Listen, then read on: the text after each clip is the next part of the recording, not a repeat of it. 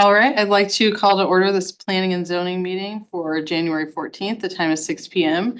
Can I get a roll call, please, Bill? Sure. Commissioner Mormon. Here, Sorry. that's fine. Commissioner Ritchie, Here. Commissioner Ferris, Commissioner Wordeman, Here.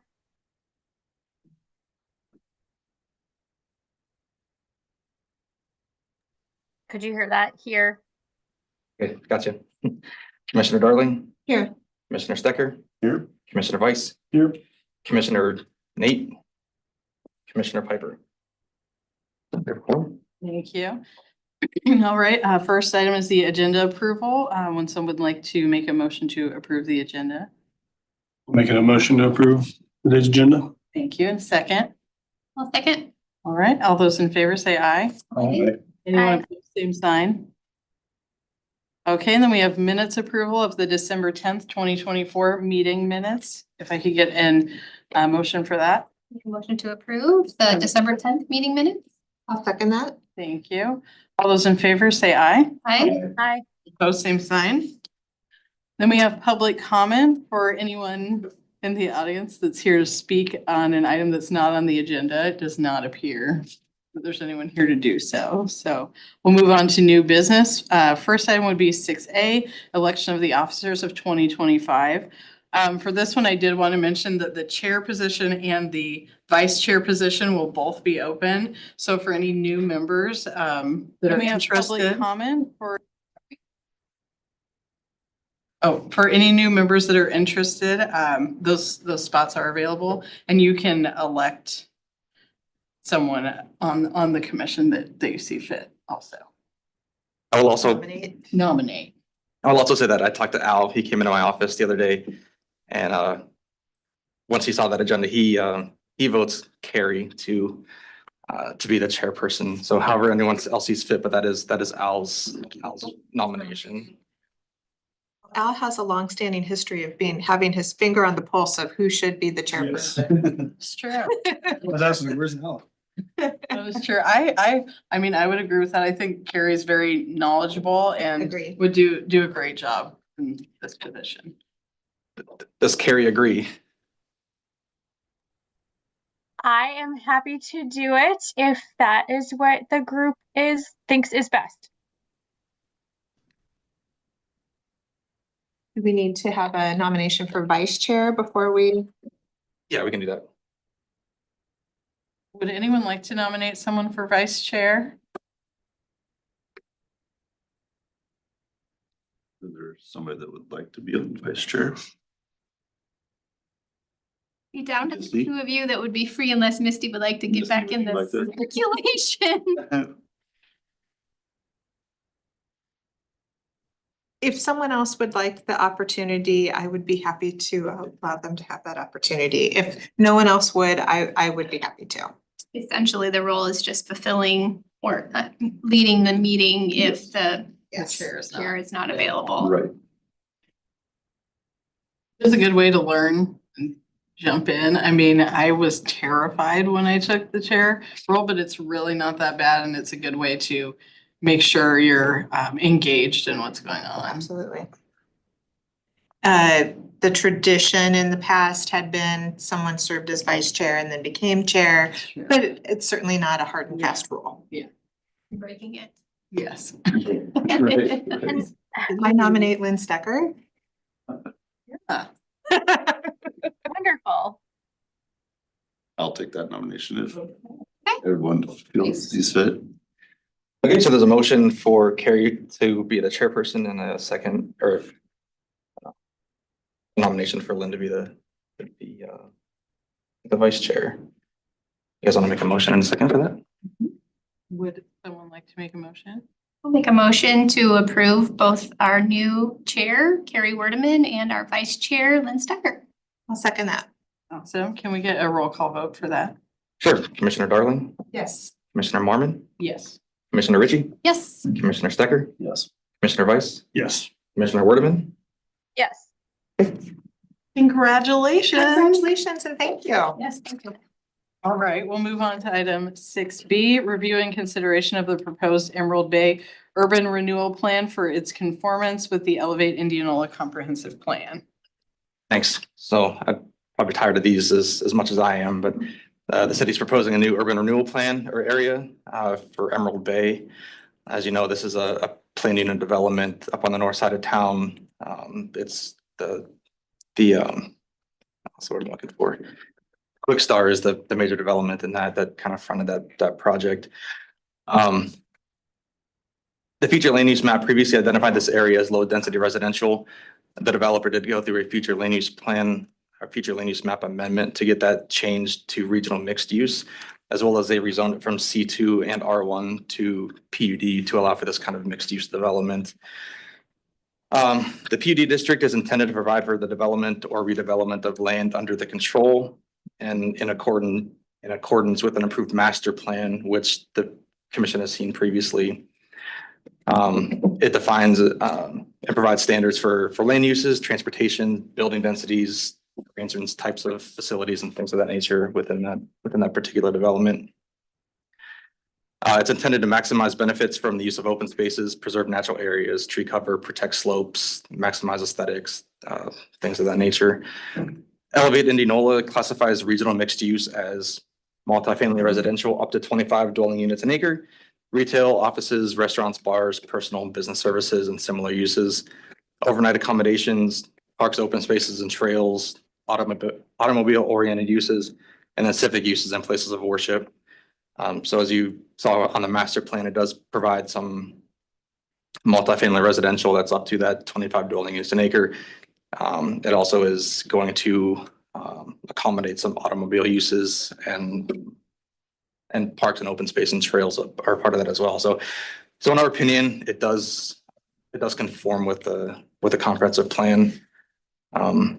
The overall URA was in your packet. I won't go through most of that, but happy to take any questions. Staff's recommendation is that it is in conformance with the comprehensive plan.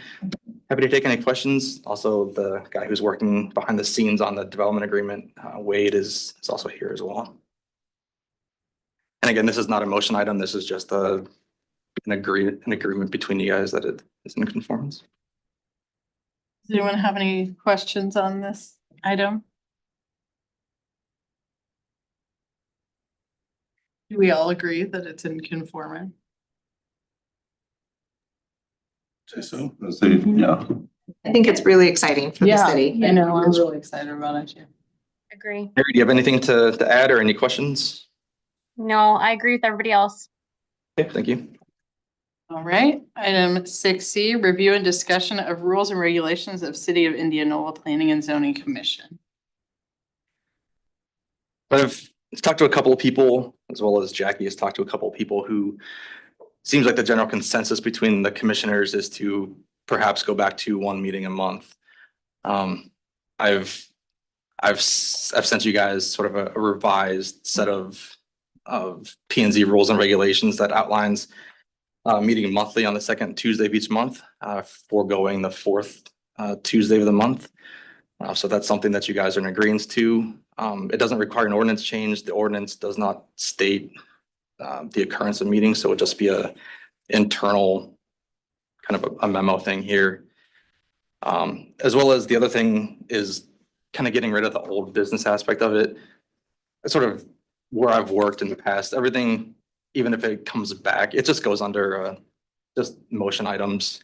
There's no, to me, it's just kind of a waste of space and text. So just getting rid of the old business and putting everything under a new business style, even though it's from a previous meeting. Our goal is to bring you things that don't have to be brought back to you. So that's kind of a goal there too.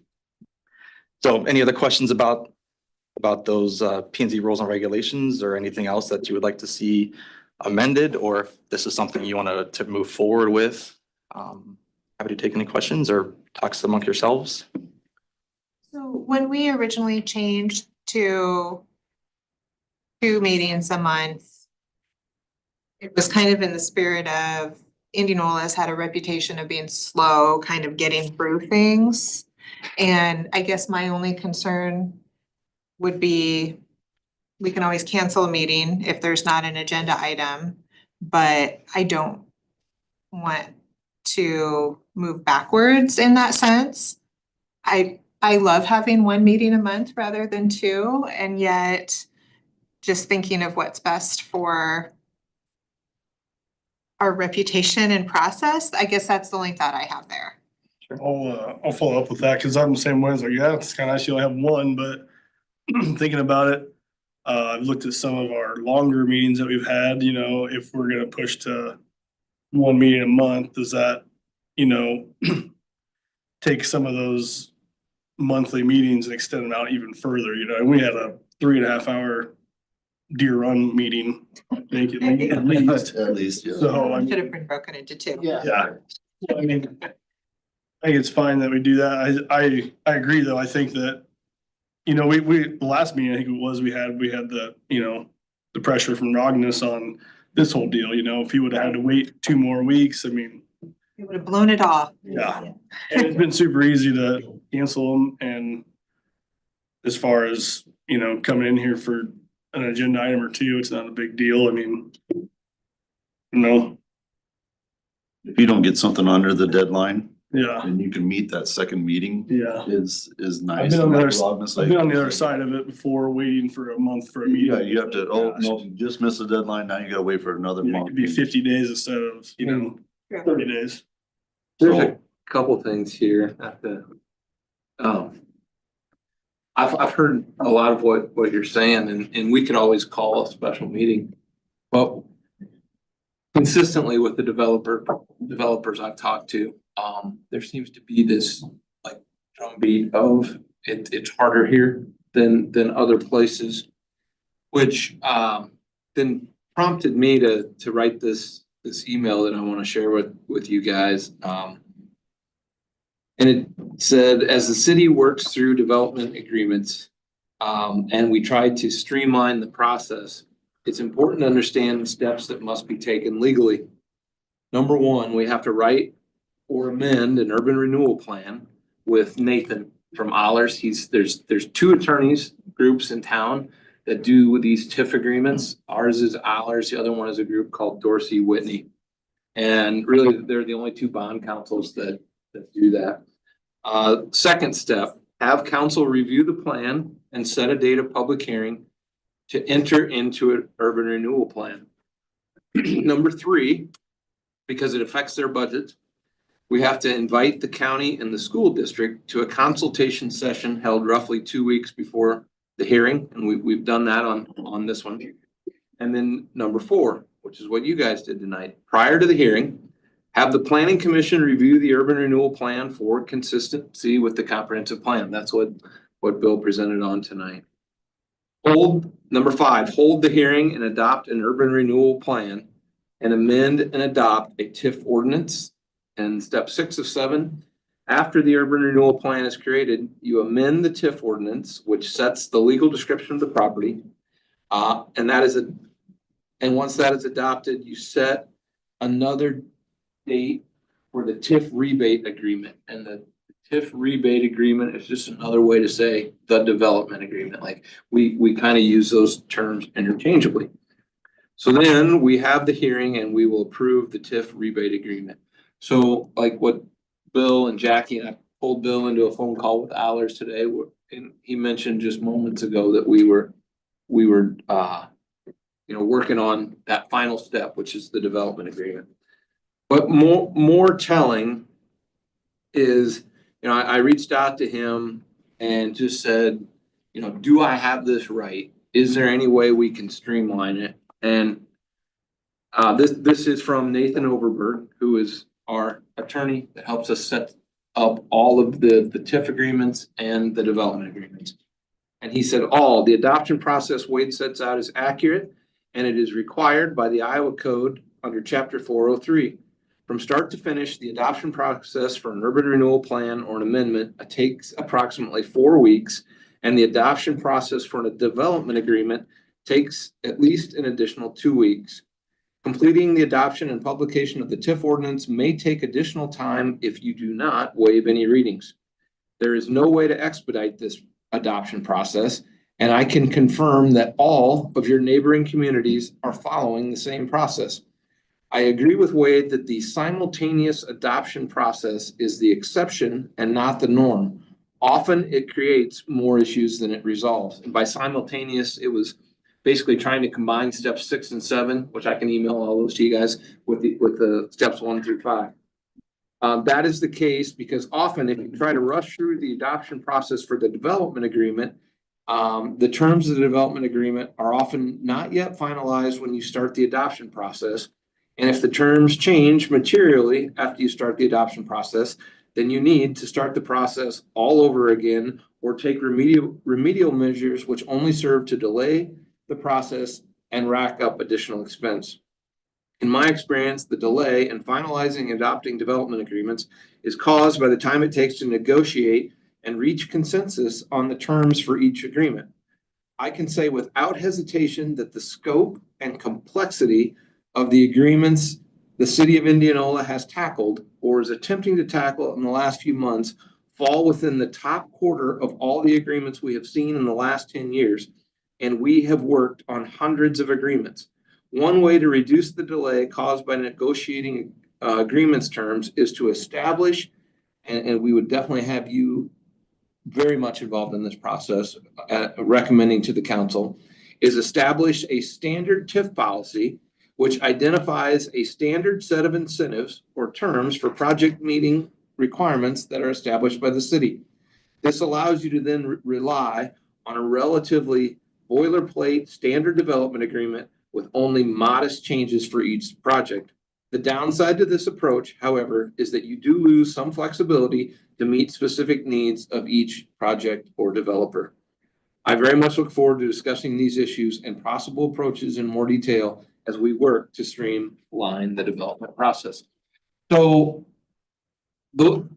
that's what we have to work through. And I'm confident Bill understands the process. I understand it. Allers understands it. And so a lot of what I'm gonna sit down one-on-one, go to coffee with all of our developers, make sure they understand it. And I don't want to lecture them. I'll be as polite as I possibly can with all those conversations. Why were the development agreements more complicated than, I think when Charlie left, Ben was fairly new to the authoring of those. I have no idea what the developers said to Ben or wanted in those agreements. And nor do I know if the developers are talking about something else. There may be, like when they're saying, it's just a blanket statement of why is it harder to do business in Indianola than X city? And, sometimes people are just griping to be griping, and if that's the case, I'll let them vent. But what I want to try to do is drill down on that, figure out the specifics of what they're talking about, make sure that they understand that we're going through the tips steps as quickly as we can and identical to all of our sister cities. And then if there's something outside of that process that they think is delaying or causing them, time is money, I get that, then we will work to streamline the process. And to your guys' point, if somebody misses an application by a day and this process or this project is very worthwhile to our community, we'll reach out to you guys and try to find a date for a special meeting. So, Misty, I'm very aware of what you just said about that perception, and one of my I was hired to do Charlie's job, and then Ben left, and now I'm kind of wearing two hats, and so I'm not doing either one of those jobs really justice. But one of the things I've identified in the community development role is that we absolutely want to be developer friendly and improve that perception. And I think you can, the way I go about tackling these problems is to just try to be very fact-based, very, very formulaic, very process-based, and then work with Bill to make that as smooth as we possibly can. So Jesse is one of the ones I want to meet with and sit down with one-on-one, and Lee Adams. Yeah, but yeah, I've already done that with some of the guys out at Downing and talked to them about stuff they have going on. So yeah, onward and upward, we'll get better. Do most cities just have once a month for planning and zoning as we did prior to when we changed? No, most of the cities in the metro have twice a month. Part of that's gonna be dictated by, you know, how much development you have going on. I mean, most of, you know, like, Norwalk, for example, is still a little bit smaller than us, but they're probably growing more rapidly, so they have more plats, more site plan amendments, and so, you know, I think that's something that if we find out that that one meeting is going till midnight or our development community thinks it delays us getting projects to the finish line, we'll revisit it. Is it a big deal if, you know, there becomes 12 items on that one meeting night? Is it a big deal, or is there legal ramifications if we split that into two, like we, you know, should have done that Deer Run one? Like, is there a way to cut that off? Like, say like, hey, sorry, you're gonna have to be on this next meeting and we'll have a special meeting for it, but we can't put 50 items on it, you know? You kind of run into the risk of them missing financing deadlines. Right. Things of that. The other thing is here, some items are gonna have hearing requirements that he and I have like publication windows that we have to hit, like, or maybe even mail out letters to people within a certain radius. And so you have to like do that, like no more than 4, no less than 20 days before the meeting. So if it's not a hearing item, if it's just something that we can approve without having a public hearing, then yes, you can do that. I guess like I agree that I would want things expedited for the community, but I did notice when we moved to the 2 meetings a month, it seemed like attendance as far as the commission was lower versus the 1 meeting a month. Well, I'll let you in a little secret. We don't keep track of attendance. Well, I despite know, what I'm just the- saying, for- it felt like more of us were able to attend the 1 meeting a month versus the 2. Or sometimes there would be like, oh, there's 1 item on the agenda. Then it's like, okay, we could probably just do that in one meeting when there's more items. And Gary online has something to say. That's my point or what I was gonna comment was a little bit towards what Courtney just said, and I wonder if we might consider, we had discussed this a little bit and Charlie had sort of started to implement it, and then of course there was, you know, the turnover and the change, but I think we had talked about, you know, there's in the current, what I'm reading in the current does say that a meeting can be canceled due to lack of substantive agenda items. And I think one thing that we had gotten to is a place where if it was just, we had a slew of second meetings of the month where it was just plats of survey that weren't pieces of property that were up for sale. No one was looking to necessarily do anything with it in any sort of specific time frame. They just wanted the opportunity to be able to do something in the future. And so we had kind of fallen into a pattern of, if it was those types of items that were the only agenda items that were presented, that maybe those people could be asked if they were willing to go to the next meeting and we could cancel that second meeting. So I don't know if that's something we could consider as just being more intentional about keeping the 2 meetings so that we all have a placeholder on our calendar, and it's harder to find a time to call a special meeting, but that just being intentional about canceling if there aren't substantive agenda items. That's just something to consider. That's a great point. I mean, doing special meetings is kind of tricky because you have to A, make sure you have a quorum, B, if it does require renoticings, remailings, things of that nature. It gets to be kind of tricky. I don't personally, you know, the comp time in me loves 2 meetings a month, but again, it's up to you folks, which direction you want to go. But again, I was really close to canceling that one in December because I didn't want to be here because I had a flight to catch. But then of course a URA decided to pop on my desk, and then I had that other thing to bring to. So I have no problems canceling meetings. Yeah, when- those are the topics that we don't want the community and the developers to think, you know, like we're hard to do business with, right? So it'd be better to keep 2 on our calendar, but to Carrie's point, we can be a little more intentional about what is on our agenda. And I believe the 2 of you will come in with a different lens too and be like, some of the things that we even have on our agendas, do we need to do those right now, right? Like when some things outside the city limits and we don't really need to vote on it, but it still is on an agenda item. They go quick, but if that's all there is, let's not have them. I don't want to bring 9 people in for Yeah. that Mid-American Planet survey. Yes. It's almost like they go so quick, it's just inconvenient. You know what I mean? Yeah. Like you're here for 10 minutes. You guys can all just zoom in. Yeah, Yes, that's true.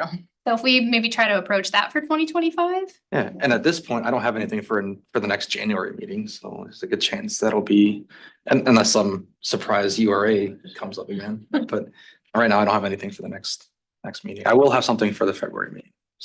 I had a boss once that would put like makeup items, like just make believe I would get excited that, hey, we're not gonna have a meeting, and he put like a fake item on my desk. Just Well, please don't do that for us. No, I won't. I would never do that. I would do it to him. But I won't do it to you.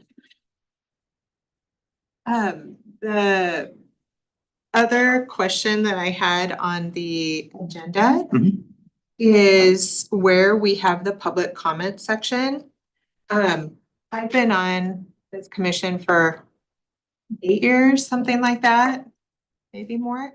And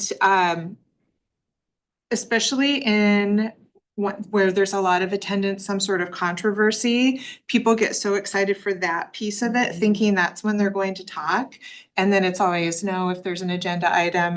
It just seems like it like gets people excited about like this is their time to take action. And then it's like, oh no, you need to wait. And I almost wonder if it should be later in the agenda. So the- Comments after we've done business. I think that they originally did that so that if people were here for something not on the agenda, they could speak and then leave. And I've never seen someone do No, that I in haven't the either. I was time gonna I've been say- here. I- Yeah. Is there I a agree with different, you. It would be probably better at the Mhm. end. could we call it public comment on non-agenda items? Yeah, I think it's just verbiage. If you're here for something that's not on the agenda and you Yeah, want to But speak. we really, like I said, like in 8 years, we've never had someone here for Yeah. that. So is it important to have it in Yeah. a special preliminary meeting spot? It feels Yeah. oddly placed, like it just. Giving it more importance than maybe it needs. Maybe it's just there because that's how council does it too. Okay. Oh, okay. Because Yeah, to Misty's point, like the people who are like on the edge of their seat to speak on an item, it is when they think it's their time to shine. if that's something you want. Maybe as new chairperson, Carrie can introduce that as this section is only for non-agenda items for public comment. Well, we Well, do, it we is say what that, said, but. but they still like, Even like, when you know, an item that's more controversial, you might say that, but they're so riled up, they don't hear you and they'll still get up and start talking. And then it's awkward because you have to interrupt them. I'm embarrassed I haven't noticed this yet. So yes, I agree. It would probably be better. We can talk internally and see if that's Online. something we can move down the agenda there. it was just a observation. Sure. The other thing that I've noticed about the public comment on those couple that have been controversial is that at least at least at city council meetings, I know some of the rules limit the time, either the time per speaker or the total time for public comment. And I don't know if this is the time or place to discuss it, but if we continue to have sort of controversial developments, that might be something that we might want to consider at some point so that we aren't in those 11 p.m. meetings. Yeah, I think following council's ways, I think they get 3 minutes. I thought it was 3 minutes. That's something we can look at too. Absolutely. So each speaker who's coming to the podium gets 3 minutes. For public comment only. Mhm. I But think if they're we speaking on their agenda item, then, Yeah. as long as they need to. I think we've done that on one item. I can't remember what it was, but I know we did not do that with the Kading situation and we were here till like 11 o'clock at night. And it would have been really good if we'd had it. Hopefully we We can, might just need a timer, because I mean, we all know, like, okay, it's been 5 minutes now, I don't yeah. Yeah. know if that's possible or not, but. Well, next time someone comes for public comment, we'll gauge how it works and see what they I think when they're overflowing in the overflow room, I think that's when we know that we need that timer out, you know? Yeah, exactly. That's what happened with the Really? run. Yeah. Yeah, that's. Oh, they will. And we need more water on hand. Yes. Next. Temperature's regulated. Yes. Sorry. We'll keep the contentious projects to a minimum. Thank Okay, so do we is this an item that we would make a motion on, or is this just a discussion? I would do it as like a discussion, possible action. If you would just leave it the same, that's fine. So old business would be the only change that you would want to make to the, what's it called? Rules and regulations document? Yeah, but I mean, again, if nothing else is gonna change, that doesn't need to change either. I just won't add it to the actual agenda. So it doesn't matter either way. We can just leave it as is and. Although we should get a new one, I should have printed a new one off because you guys will have to sign it soon, so. I'll do that for the next meetings. I'll do that as an agenda item for the January 20 whatever meeting, so you guys can all come in just to sign a piece of paper. Yeah. Thank you. I don't plan to catch it. So if we're wanting to keep it as 2 meetings a month versus the one, we don't need to do anything, or we do? Because, I mean, in here, You can make a motion in a second to keep the rules and regulations as is for 2025. would anyone like to make a motion to keep the rules and regulations as is for 2025? I'll make a motion to keep the rules and regulations of planning and zoning the same for 2025. I'll second that. What's your names? Commissioner Stecker, Yes. Commissioner Werdeman, Yes. Commissioner Weiss. Yes. Commissioner Darling, Yes. Commissioner Marmon, Yes. Commissioner Ritchie. Yes. Making sure you were here. That's it. So that passes 6-0. So we'll just keep it the same and All right. If there's ever an issue now with somebody saying that we didn't have it, say, hey, go back to the I know, right? January 14th meeting where we actually voted on. Said they wanted it. I had a meeting last week with a development group and I gave them a heads up that this might be changed in one meeting a month and kind of like, you could tell his like, I won't say who it is, but See, that's exactly why we wanted to keep it this meeting. some people will be happy and I'm happy too to stay another hour. Happy. It's a convenient time in one a month. We're public servants. Yeah. If something miraculously changes, I'm not planning on having a meeting at the end of the month, so. Do you have anything for building permit report or current project? Sarah, do you have anything? No, sorry, nothing. Okay. Would anyone like to make a motion to adjourn? I'll make a motion to adjourn. Second. Who seconded it? All those in favor? Oh, wait, no. we're All just those in gonna- favor is fine. Everyone's in favor. Everyone's Aye. in favor, just adjourn. Thank you. All right. Have a good night, everybody. Commissioner, Bye, Hey, Carrie. Carrie. Bye. found so much